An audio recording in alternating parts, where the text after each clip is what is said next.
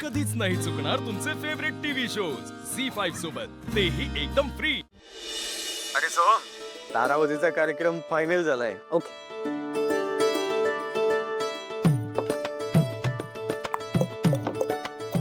बबलू इकडे इकडे ना. अरे ये येऊ उठ. तारा नाही. अरे उठ रे. अरे ये रे. तारा नाही. ये बबलू, काम झालं माझं. म्हणजे अरे कॉन्सर्टचं. काय बोलतो? काम झालं माझं. काम झालं माझं. काम झालं.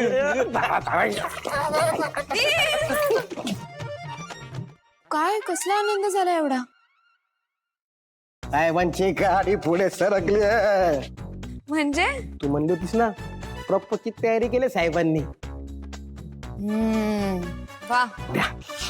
मग कधी करणार आहात प्रपोज?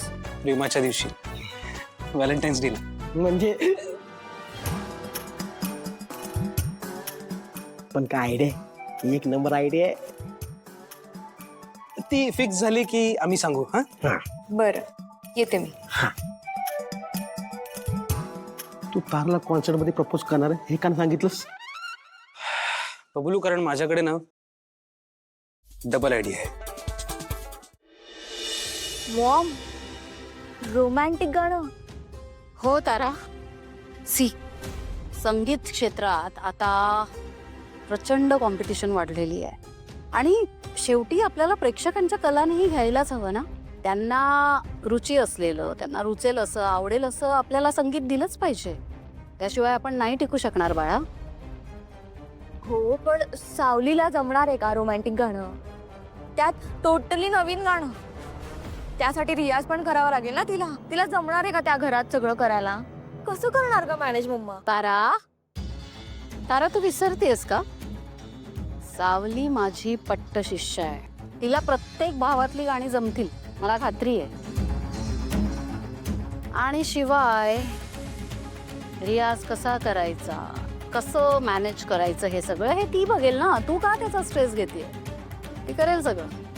तू एक काम कर, गीतकार अभिषेक खंडकर आहेत, त्यांच्याकडनं काही छान प्रेमगीतं घे आणि ती सावलीपर्यंत पोचती कर.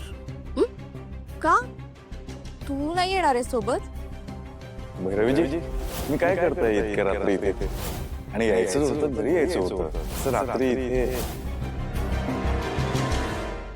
नाही, मला नाही जमणार. तारा, तुझी आई भैरवी वजे या अशा लहान सहान कामांकरता आम्ही सावलीसारख्या एका फुटकळ असिस्टंटला सारखं सारखं भेटणं बरं दिसत नाही. काय जा आता. अगं पण तुझ्या सोबत आली. तारा, जा आता, निघ.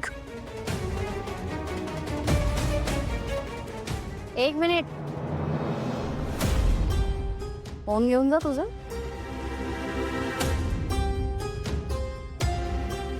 मला डिस्टर्ब करू नको.